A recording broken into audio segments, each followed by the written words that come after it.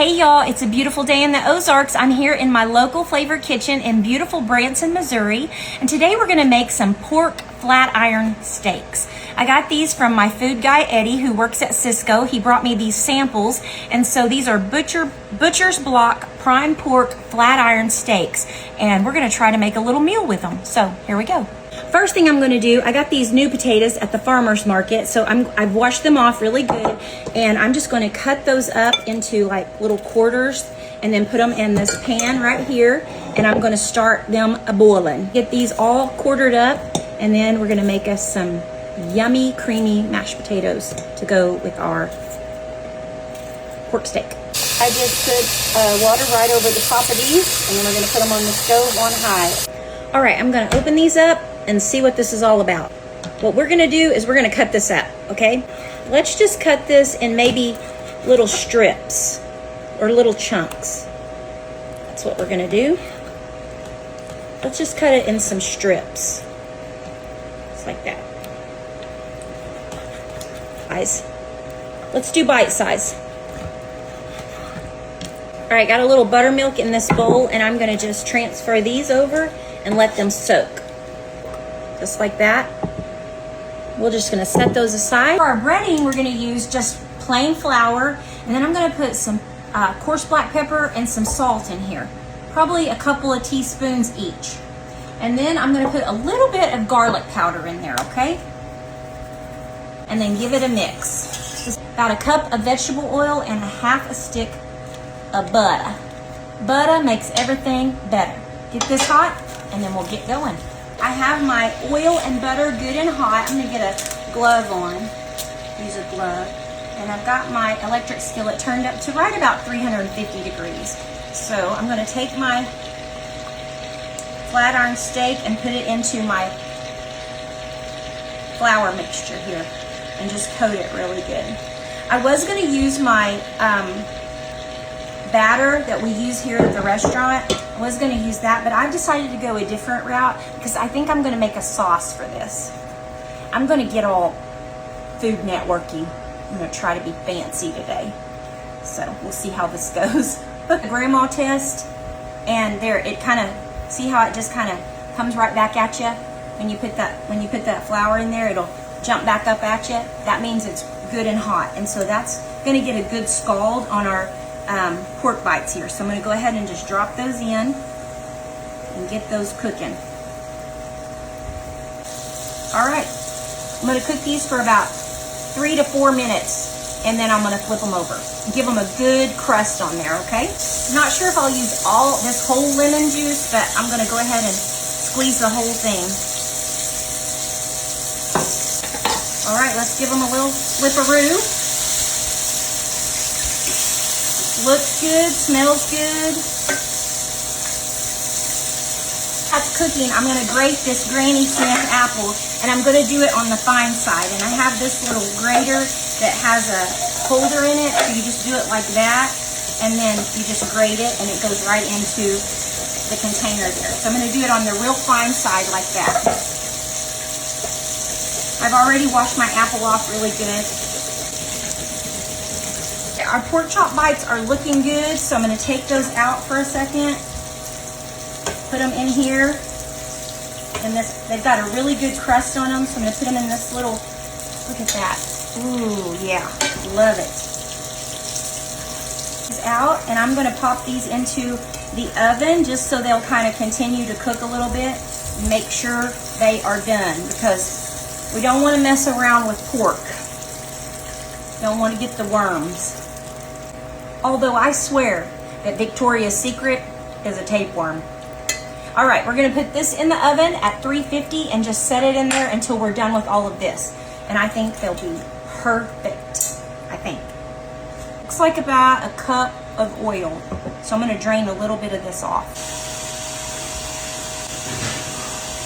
Just have like the drippings and a little bit of it, maybe but like a quarter cup. I'm using your coffee cup, JC. I hope you don't mind. We are going to use this apple jelly.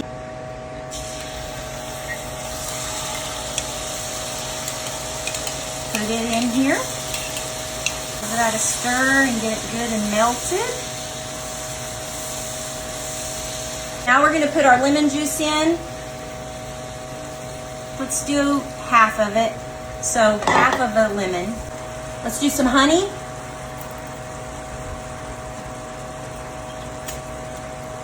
About a quarter cup of honey.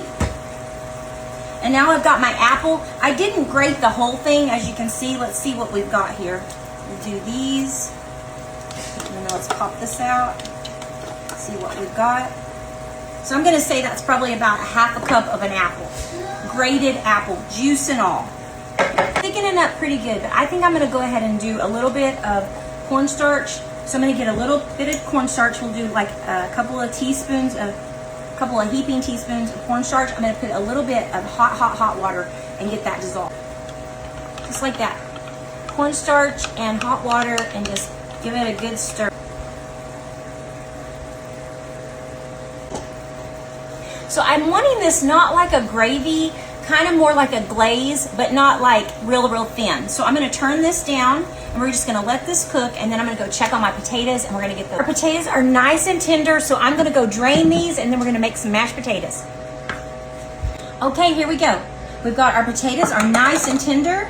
We're gonna do some pepper, some salt, put our butter in. This is our other half of our stick of butter that we used. Go ahead and put that in.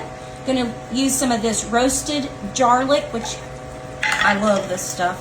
So good. Let's do about a teaspoon.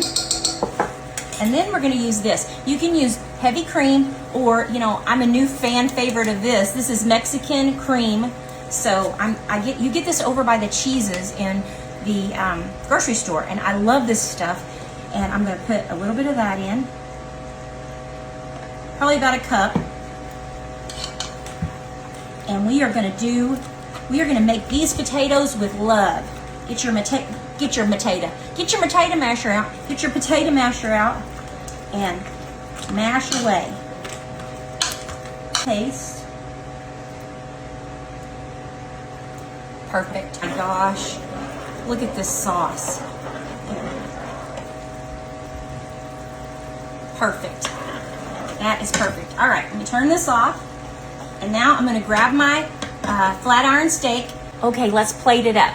Let's get our fine china. I think these came from Chef Craft, right from the Dollar General, right here in town. You can't beat it. All right, so I'm gonna put my mashed potatoes right here in the middle and just kind of swoop them around. And then we're gonna take our pork, place those right on top. Little pork bites. Flat iron pork bites right on top. There you go, just like that. And now we're gonna get our sauce. Pour it right on top. Oh my gosh.